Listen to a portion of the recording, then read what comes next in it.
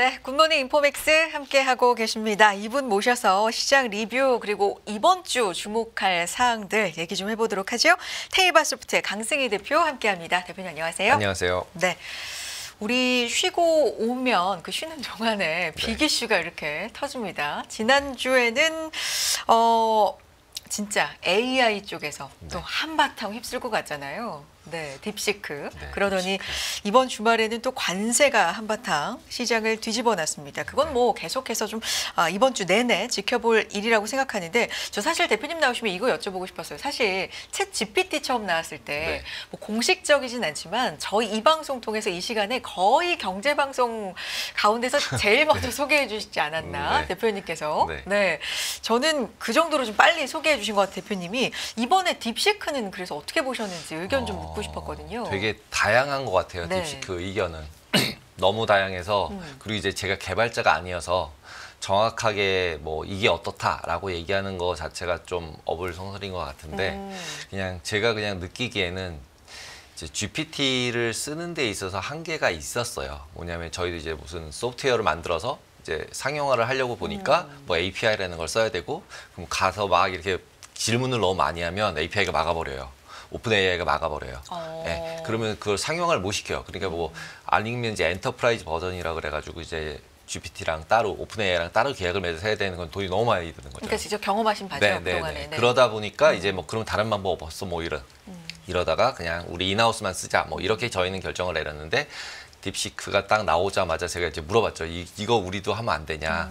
그랬더니 이제 할 수는 있다.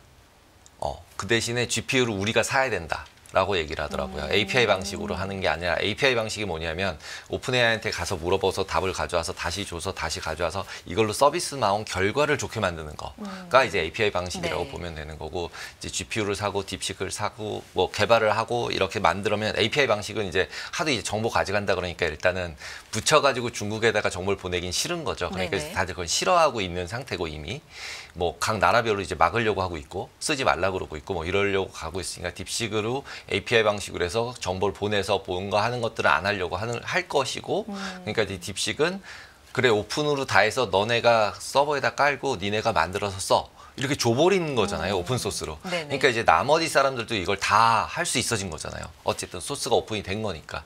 그래서 이제 오픈 AI도 이제 오히려 고민이 될 것 같아요. 나 원래 오픈 AI 이름은 오픈 AI지만 원래 클로즈드 AI였는데 제가 오픈을 해버리니까 그럼 나도 오픈을 해야 되나? 이런 고민이 생길 수 있는 거고 그러면서 이제 나머지 사람들의 입장에서는 생각보다 비용이 적게 AI 모델을 내가 그냥 가지고 만들 수 있겠는데 인하우스로 이렇게 만들 수 있는 생각들이 들기 때문에 두 가지가 다 움직이고 있고 그러다 보니까 이제 메타나 이런 소프트웨어 관련돼 있는 AI 소프트웨어 관련돼 있는 회사들은 오히려 올랐어요. 지난 우리 시장에서도 지난주 시장에서도 오른 종목과 안 오른 종목 두 개로 AI도 나뉘어요. 극명하게, 극명하게 나뉘고 그 두 개가 나뉘어지는 과정 안에서도 보면은 결국 이제 뭐 소프트웨어 쪽으로 많이 돌겠구나. 그러니까 개발돼서 뭔가 어플리케이션이 나오겠구나. 이라는 생각이 들고 그러다 보면 당연히 개인들의 입장에서는 훨씬 더 좋은 가격에 서비스를 받을 수 있어지는 거죠. 지금도 이제 솔직히 챗GPT 같은 경우는 오픈 AI 입장에서는 적자라고 얘기하거든요. 그러니까 쓰면 쓸수록 자기네들이 이제 적자다 보니까 뭐 손해다 보니까 이제 계속 50개만 해라. 뭐 질문 50개 뭐 이렇게 막아놨거든요. 너무 많이 하면 더 이상 안 되더라고요. 더 이상 안 되더라고요. 그게 이제 돈이 너무 많이 드는 거예요. 그냥 그 정도 쓰게 하는 것만으로도. 그렇기 때문에 그런 부분들을 해결한 거라고 볼 수 있어서 경쟁은 더 심화되고 그다음에 서비스로는 더 좋은 게 많이 나오지 않을까라는 생각이 듭니다. 실제로 써보시니까 개인적인 느낌은 어떠세요? 저도 써봤지만 저는 뭐 이렇게 너무 간단한 질문만 던져서 그런지 차이를 사실 저는 잘 못 느끼겠던데 그러니까 어떠셨어요? 하다못해 이제 AI 같은 경우는 이렇게 점수 매기는 것들이 많이 나오잖아요. 테스트 자기들끼리 하는 게. 그러면 좀 5원이랑 비슷하다 뭐 그다음에 5원을 베낀 것 같다. 해킹해서 베꼈던 뭘 했던 베낀 것 같다. 비슷한 수준이다. 뭐 이런 얘기도 되게 많아요. 그래서 이제 이런 부분들까지 고려를 해서 보면 원래 세상에 새로운 게 없잖아요. 어디 있는 건가를 썼겠죠. 그리고 실제로 이제 뭐 구글이나 트랜스포머나 이런 구글에서 처음 만든 것도 오픈 AI도 오픈 AI가 처음 만든 게 아니잖아요. 어차피 구글이 만들어 놓은 걸 써서 오픈 AI를 챗GPT 만든 거고 딥시크도 똑같은 것 같아요.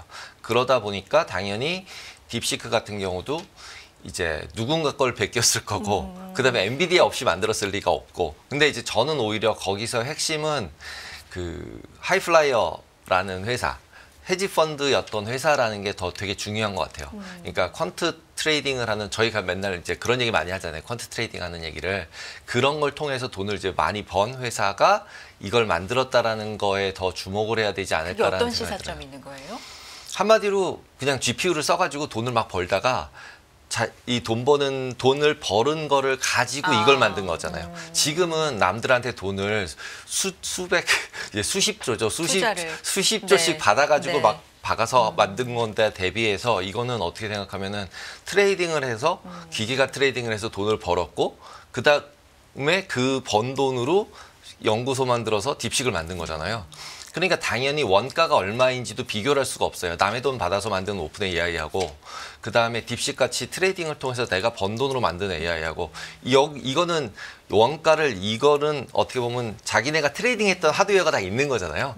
이거를 가지고서 그냥 만들어봐 그리고 이거 써 이런 거잖아요. 그러니까 원가가 당연히 낮아질 수밖에 없죠. 그러니까 원가가 얼마인지 알 수가 없는 것 같아요.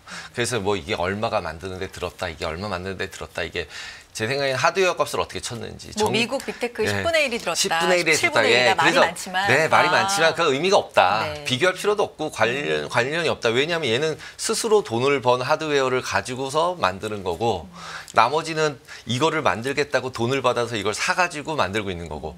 그러니까 이제 완전 다른 거죠. 예. 그러니까 우리나라로 따지면 어떤 뭐 헤지펀드 우리나라 유명한 헤지펀드가 있다고 치면 그런 어떤 헤지펀드에서 돈을 벌어서 근데 그걸 버느라고 산 게 뭐냐면 이제 GPU들을 막 사가지고 그걸 통해 가지고 로직을 만들어서 돈을 막 벌었어요. 그 다음에 그냥 그거 써가지고 만들어봐 그랬더니 맞는 거죠.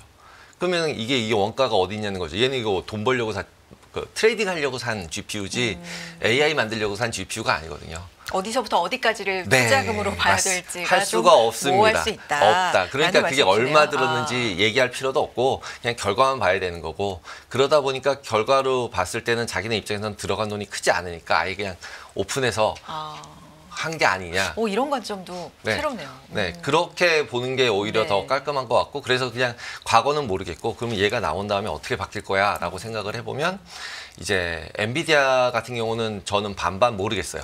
모르겠는데 반해서 오픈 소스로 돼 있고 그걸 개발하는 회사들에게는 되게 좋을 것 같다라는 생각이 들어요. 그래서 이제 우리는 더 많은 AI 소프트웨어를 쓸 수 있어지겠구나. 그 대신에 이제 그걸 만들던 사람들은 피곤하겠다. 왜냐하면 이제 경쟁이 더 심해지는 네네. 거잖아요. 네, 그렇게 보시면 될 것 같습니다. 그렇군요. 아무래도 지난주 시장을 뒤흔들었던 앞으로도 뭐 계속해서 이야기가 나올 딥시크에 대해서 챗 GPT를 거의 뭐 초창기에 소개해 주신 분이니까 또 강승희 대표님의 의견 듣고 싶었습니다. 한 주간 흐름 좀 그럼 시작해 볼까요? 빨리 보면은 생각보다 흔든 거 대비해서 많이 안 움직였어요. 보시면은 S&P는 1.08, 나스닥 1.54, 다우존스 0.24 플러스예요. 네. HSCI도 플러스예요. 네. 근데 지금 저희가 앞에서 다 얘기했지만 결국 딥시크로 급락을 했다가 실적 좋아. 그다음에 관세를 화요일 날 얘기했어요. 트럼프가 화요일 날 얘기했음에도 불구하고 이거는 그냥 이제 협상용일 거야라고 네. 하면서 쭉 끌어올렸어요. 그 다음에 거기다 GDP가 발표가 났어요. GDP가 발표가 나면서 예상보다 나쁘게 나왔어요. 그러니까 금리가 좀 빠졌어요.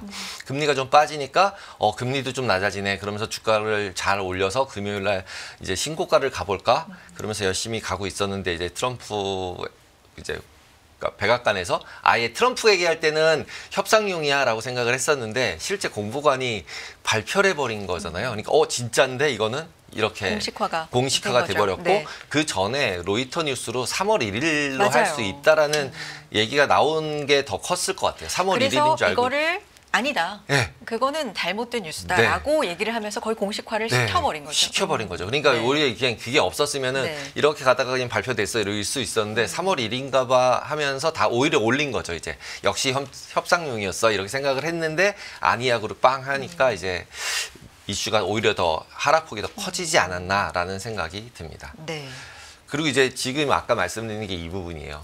보신 적 있겠지만 이거 핀비즈에서 지난주 주간 움직임이거든요. 그러니까 지금 아까 딥시크 같은 경우도 보시면은 결국 여기 그 스타게이트 쪽 사람들이 다 빨갛죠. 네. 하드웨어 쪽. 그에 반해서 메타 6.4 4%가 상승이에요. 그러니까 소프트웨어 쪽은 그렇게 임팩트가 없었어요. 그리고 하드웨어 쪽이 되게 임팩트가 있었고 애플 같은 경우는 오히려 이렇게 딥식 같은 게 나오고 나니까 오히려 더 오르잖아요. AI 관련돼서 뭐 익스포저가 좀 적다. 이런 것도 적다도 오히려, 있고 네. 소프트웨어를 만들 수 있는 아. 거니까 이제 솔직히 소프트웨어 엔지니어는 애플이 없다고 얘기할 수 없으니까 저런 게 오픈되면 될수록 애플에겐 더 좋은 영향이 있지 않을까라는 생각도 들어요. 그래서 네. 보통은 뭐 자사주 매입 이런 것 때문에 오른 거긴 한데 그런 부분까지도 고려해 볼 수 있을 것 같습니다. 네. 그리고 주간 이제 FIC 쪽 보시면은 제일 많이 움직인 거 눈에 띄는 게 이제 호주 달러 원화 약세, 달러 약세가 다 됐어요, 그죠? 근데 엔화는 강세가 됐어요, 혼자. 네. 네. 그 다음에 금 1.95% 상승이에요. 그러면은 엔화는 왜 남들을 모든 통화가 다 약세가 되고 있는데 그렇다고 뭐 일본에 대해서 관세를 좀 유예해주거나 봐줄 것 같지도 않잖아요. 지금 이대로 가면 이제 카나다, 멕시코 때리고 이제 중국하고 우리나라, 일본 다 순서대로 다 혼날 것 같은데 다 맞을 것 같은데 그러면 이제 진짜 이제 관세 전쟁이 시작이 되는 거죠.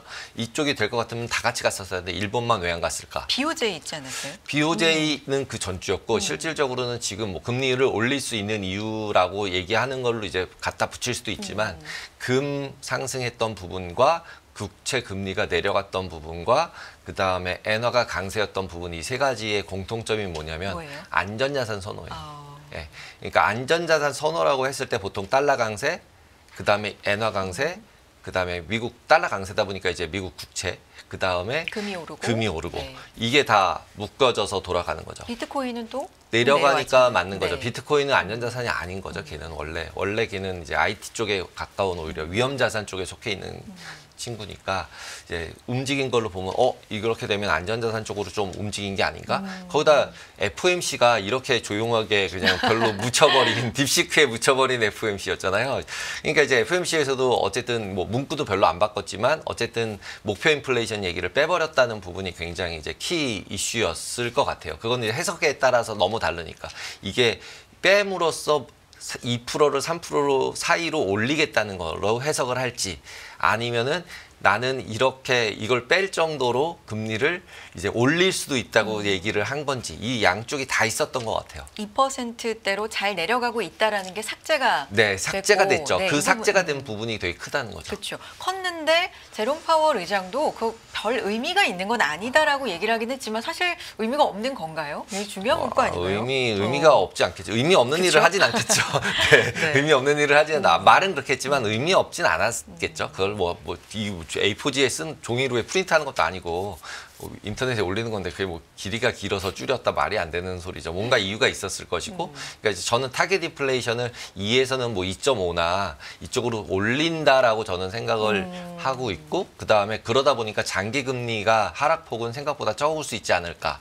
그 다음에 단기 쪽 같은 경우는 오히려 금리는 내릴 수도 있지 않을까. 오히려 GDP 같은 것들은 나쁘게 나왔잖아요. 그러다 보니까 이제 오히려 금리 올라가는 쪽으로 해석하기보다는 단기 금리는 내려가는 쪽, 장기 금리는 좀 올라가는 쪽. 그러면서 이제 조금 더 이제 커브가 더 스티프해지는 쪽으로 가지 않을까라는 생각이 개인적으로는 듭니다. 네. 그리고 이제 그래서 페드와치도 보시면은 실제로 이렇게 보면은 지난 주 대비해서 어떻게 되나 두 번 원래는 12월까지도 계속적으로 4.25였거든요. 여기 보시면 4.25 확률이 제일 높았었는데 이번에 GDP 나오고서 바뀐 게 10월 달에 금리 인하가 있어요. 네. 그래서 올해 안에 두 번으로 바뀌었어요. 이거 그냥 확률 제일 높은 거대로 간다라고 가정하면은 몇 번에서 몇 번으로? 원래 바뀌나요? 2번에서 3번으로 바뀐 거죠. 네. 그래서 이제 한 번에서 2번으로 바뀐 거죠. 이제 올해 기준으로 보면은 이제 네. 6월 달에 한 번, 이제 원래는 12월까지도 안 하는 거였는데 10월에 생긴 네. 거죠. 그래서 이제 두 번으로 바뀐 거죠. 두 번 그리고 한다. 네. 인하를. 거기다가 점도표에서도 이번에 발표된 걸 보면은 3.875가 중간이었거든요. 네. 그러면 4하고 4.25가 중간인데 지금 보시면은 이미 그 확률상으로 보면 여기 쪽에 몰려 있잖아요. 그러면 이미 페드가 얘기한 점도표에다가 갖다 놨어요. 일단 확률 제일 높은 거를. 그러니까 시장이 어느 정도는 이제 페드랑 이제 일치가 된 거죠. 그러네요. 원래는 페드 찍은 거랑 이 확률이랑 막 이렇게 왔다 갔다 하면서 반대편으로 25bp씩 왔다 갔다 했었거든요. 근데 지금은 딱 가운데다 붙여놨다라고 보시면 되고, 그리고 여기서도 보시면은 커브, 일드 커브에서도 보시면 1년짜리 금리는 거의 변동이 없었고 네. 나머지 구간에서는 계속 하락이었고, 그다음에 그거보다 짧은 구간은 오르락내리락 막 섞여 있어요. 그러니까 이거는 수급에 따라서 움직였다 이렇게 보시면 될 것 같아요. 그리고 장라인 금리차는 큰 변화가 없었는데 이 변화가 없었던 게 지속적으로 더 상승하는 쪽으로 가지 않을까. 장당히 금리차 같은 경우는 그렇게 생각이 듭니다. 그래서 네. 이런 부분들이 있고, 그리고 아까 전에 제가 이제 안전자산 선호 쪽으로 좀 돈 것 같다라고 말씀을 드렸잖아요. 그 얘기는 결국 위험 자산을 파는 거잖아요. 그러면 위험 자산이 뭐야? 그럼 비트코인, AI 쪽 주식들. 왜냐하면 그 많이 올랐잖아요. 이게 이제 그리고 고평가라고 얘기들 많이 하고 있고, 그런 것들을 팔았다라는 거에 또 관점적으로 했을 때 또 공통적으로 보이는 게 이런 거죠. 하이힐드 스프레드 같은 경우도 계속 내려갔던 게 드디어 올라갔어요. 원래 그리고 이제 금리가 내렸잖아요. 네. 금리가 내려갔음에도 불구하고 하이힐드 스프레드는 올라가고 있는 거죠. 그 얘기는 뭐냐면 국채는 사고 회사채는 팔았다는 얘기거든요. 그럼 회사채는 왜 팔아요? 뭔가 회사채 크레딧이 나쁜 거를 팔기 시작한 거죠. 그래서 여기서 이번 주까지만 하고 다시 내려가면 상관이 없는데, 이번 주에 이제 또 이제 관세 얘기까지 나오면서 다시 금리가 이제 좀 상승세로 돌거나 그걸 돌음에도 불구하고 하이힐드 스프레드까지 가서 계속 높아진다. 그러니까 채권에 대한 매수세가 좀 커진다? 약해지는 거죠. 그러니까 국채 매수세는 네네. 있는 건데 실제로 회사채에 대한 회사채는 매수세. 이 약해지고. 지금 하이힐드 스프레드는 회사채 얘기거든요. 네. 그러다 보니까 이제 러셀 같은 경우도 이제 하락을 했잖아요. 그러니까 러셀 하락에 그다음에 금리가 내려가면 원래 러셀 올라갔었잖아요. 근데 금리가 내려갔는데도 러셀도 하락했고, 그다음에 하이힐드 스프레드도 올라갔고, 그 얘기는 결국은 위험 자산 쪽에 대한 회피가 점점 늘어나고 있고, 그 얘기는 거꾸로 안전자산 선호고, 그러면 아까 말씀드렸듯이 금, 엔화, 미국 국채나 미국 달러의 강세가 계속적으로 보이고 있다. 이렇게 보시면 될 것 같아요. 근데 그럼에도 불구하고 이제 변동성 시장 보시면은 생각보다는 많이 안 올라갔어요. 그러니까 딥시크, 뭐 관세 이런 거 대비해서 봤을 때는 막 20, 19 이런 레벨까지 올라갔으면 이제 와, 이제 진짜로 뭔가 변동성이 계속 커질 거야 이런 생각이 들 텐데, 지금 이제 원데이 빅스 같은 경우도 올라와서 이제 16, 그다음에 빅스도 16. 근데 빅스 선물 같은 경우는 덜 올랐어요. 오히려 상대적으로. 그래서 17%대를 가지고 가고 있기 때문에 기본적으로 변동성 시장 안에서 봤을 때는 그렇게 이제 급락, 폭락 이런 쪽으로 반영을 하고 있지는 않은 것 같다라는 생각이 들고요. 그다음 무브지수 같은 경우도 금리가 빠졌음에도 불구하고 올랐거든요. 네. 이거는 보통은 이제 계속 말씀드릴 때 무브지수가 올라가면은 금리가 상승할 가능성이 커지는 거야 이렇게 말씀을 드렸었는데, 금리가 내려갔는데도 불구하고 무브가 올랐기 때문에 장기 금리 쪽에 있어서는 이제 어느 정도는 이제 하단 근처 쪽 이제 4.5 아래쪽으로 내려오려고 하고 있으니까 지금은, 그러면 결국은 4.5 아래쪽에서는 약간은 매도를 하거나 뭐 TLT나 TMF 같은 거는 좀 조정을 해야 되는 상황일 수도 있다라는 거죠. 그래서 이제 5하고 4하고 왔다 갔다 하는 그냥 장이 될 것 같다라는 생각이 듭니다.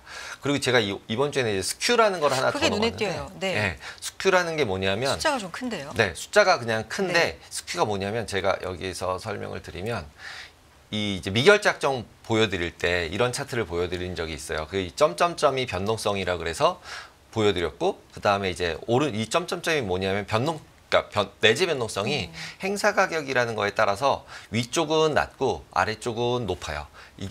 그 얘기가 뭐냐면 싸게 팔 수 있는 게 더 비싸다는 얘기예요. 더 비싸게 거래가 된다. 네. 그 다음에 위는 그래서 뭐 커버드 콜 펀드 이런 콜을 막 판다 뭐 네네. 이런 얘기 하잖아요. 네. 그런 것처럼 이제 위쪽에 있는 건 팔고 아래쪽에 있는 건 사는 사람이 많으면 이제 더 높아지는 거예요. 그래서 아래쪽 베팅하는 사람이 많아지면은 스큐라는 게 점점 비싸지고, 그다음에 아래쪽에 베팅하는 사람이 적어지면 점점 떨어지는 거예요. 근데 지금 상황은? 지금 상황은 네. 뭐냐면 지난주 딥시크가 있기 전에 네. 급등을 했었어요. 아. 네, 파란색으로. 그다음에 딥시크가 나오고 오히려 다 급락을 해버리는 상태로 내려왔어요. 그래서 이런 부분을 왜 넣냐면 너무 폭락하지는 않을 것 같다는 거죠. 이게 폭락할 것 같으면 저 스큐가 더 올라가요. 근데 이번에는 빠졌거든요. 그 얘기는 완전 폭락까지는 아닐 것 같다.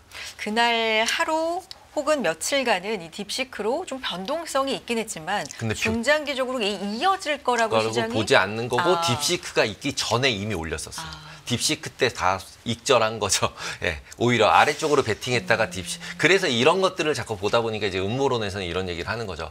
얘네들은 헤지펀드였고 이런 것도 개발했고 그러면 엔비디아 이런 AI 쪽 숏을 공매도를 많이 치고 나스닥 매도를 다 치고 이걸 탁 발표를 하고 그다음에 발표하고 나서 이걸 다 포지션을 걷어서 돈을 또 벌었을 수도 있겠다. 하나의 음모론이네요. 음모론이죠. 네. 근데 얘네가 이제 헤지펀드였기 때문에 그게 가능한 거죠. 왜냐하면 뭔가를 샀다 팔았다 해가지고 돈을 버는 회사인 거잖아요. 네. 그렇기 때문에 그런 음모론까지도 나올 정도로 스큐의 변동성도 컸고 그다음에 풋옵션에 대해서 금요일 날짜에 굉장히 큰 포지션들이 많이 샀던 것들이 이런 데서 눈에 보이는 거죠. 비싸게 거래가 됐던 것들이. 전반적으로 뭐 아까 말씀해주신 하나의 음모, 뭐 시나리오 이걸 떠나서도 투자 전반적인 심리에서도 많이 올라왔던 데에 대해서 네. 좀 하나의 부담스러운 핑계거리가 부담스러운 던져졌다 거죠. 네. 이렇게도 볼 수 있습니다. 만약에 네. 지금 딥시크가 구글이 발표했다고 쳐보면 구글이나 뭐 이런 데서 우리도 이런 거 만들었어라고 했으면 이렇게 임팩트가 있었을까? 라고 생각했을 때 저는 없었을 것 같아요. 이게 중국에서 나왔기 때문에 더 임팩트가 큰 거지. 그렇죠. 예. 이게 뭐 그냥 뭐 구글이 만들었다, 뭐 마이크로소프트가 만들었다, 애플이 만들었다 그러면은 뭐 그냥 넘어갔을 만한 기술인 것 같아요. 제가 봤을 때는. 근데 이제 오픈한다 그러면서 이제 오픈 AI만 힘들 거다 뭐 이렇게 되는 걸로 해석이 됐을 텐데 중국에서 나왔기 때문에 이게 좀 이제 복잡해졌다. 거기다 미중 갈등 더 생길 거고 반도체 더 못 팔게 할 거고 이러면 엔비디아 실적 더 나빠질 거고 이런 여러 가지 것들이 다 맞물리면서 이제 미중 갈등 부분도 더 이슈가 되고 있을 수밖에 없고 그다음에 거기다 또 관세도 중국은 또 20에 10을 더 때린 거니까 높아졌잖아요. 왜 10, 쟤는 왜 10이야? 왜 얘네는 25고 이렇게 얘기를 하면은 얘는 별로 없다가 25가 올라간 거고 이제 중국은 원래 높았는데 거기다 10을 더 때린 거니까 예, 그렇게 보시면 될 것 같아요. 뭐 미중 관계, 관세 그리고 네. 뭐 첨단 산업을 억제하고 있는 이런 여러 가지 상황 속에서 이제 딥시크의 등장. 그러니까 네. 하나만 생각할 수 없고 진짜 네. 복합적으로 네. 연결이 좀 많이 돼서 네, 시장에 영향이 맞습니다. 있었네요. 미결제 약정 간단하게 볼까요? 미결제 약정 네. 보시면은 지난주에도 거의 한 9만 개 정도를 미결제 약정이 그러니까 CTA들이 팔았었어요. 네. 매도를 했었어요. 9만 310계약. 그랬는데 이번 주에도 또 거의 한 9천 계약을 매도를 해서 매도 계속 늘리고 있어요. 그래서 딥시크나 이런 게 발표를 해서 이게 화요일 날 데이터니까 빠지면은 좀 거들 줄 알았는데 포지션을 줄일 줄 알았는데 포지션을 안 줄이고 더 늘렸다라는 부분 눈에 띄고 그다음에 SM 매니저들 포트폴리오는 계속 이제 순매수가 늘리고 있어요. 그 얘기는 결국은 이제 인플로우 그러니까 북미 쪽으로 주식 자금, 매수 자금이 늘어나고 있다라고 추정해 볼 수 있는 숫자예요. 그래서 네. 지금 아직도 커머디티 트레이딩 어드바이저들, CTA들 같은 경우는 계속 매도 쪽으로 가고 있다. 그리고 약간 헤지펀드나 기타 패밀리 오피스 같은 보고해야 되는 의무자들은 이제 롱 포지션들, 매수 포지션들을 좀 줄이고 있다. 이렇게 보시면 될 것 같습니다. 알겠습니다. 시장 간단하게 뭐 어떻게 보십니까? 일단 관세, 실적 그리고 딥시크의 여파 뭐 이런 것들을 좀 종합적으로 반영을 할 텐데요. 네, 그러니까 금리는 아까 말씀드린 대로 저는 그냥 왔다 갔다라고 네. 생각을 하고 그 대신에 위도 저는 막혔다고 생각해요. 5 넘어가서 6 가고 7 갈 거다 뭐 이렇게 얘기하고 뭐 이제 글루들이 되게 금리가 올라가는 쪽으로 베팅을 했다라고 나오지만 그렇게 올라가진 않을 것 같고 그냥 박스에서 왔다 갔다 할 거다. 그러니까 그냥 트레이딩 개념으로 받아들여야 될 것 같고 주식 같은 경우나 환율 같은 경우는 환율은 무조건 관세랑 연동이 돼 있다. 라고 봐야 돼요. 그래서 관세 올린 만큼 환율 약세 만들면 또 뭐 안 한 거랑 똑같아지는 네네. 거니까 이렇게 자꾸 건드리면 트럼프는 이걸 더 강하게 하면서 더 세게 나갈 거고 그러면 진짜 관세 전쟁이 될 거라서 그게 가장 큰 악재가 되지 않을까라고 생각이 들고 그러다 보니까 이런 불확실성이 커지니까 안전자산으로 넘어가고 있기 때문에 일단 이번 달 2월 달은 그냥 무조건 상승합니다. 이렇게 보기보다는 약간은 베어리시하게 보는 게 맞을 것 같습니다. 아무리 이제 기업 실적들이 좋게 나오고 있음에도 불구하고. 네. 알겠습니다. 오늘 여기까지 듣겠습니다. 테이바소프트 강승희 대표 함께했습니다. 고맙습니다. 감사합니다.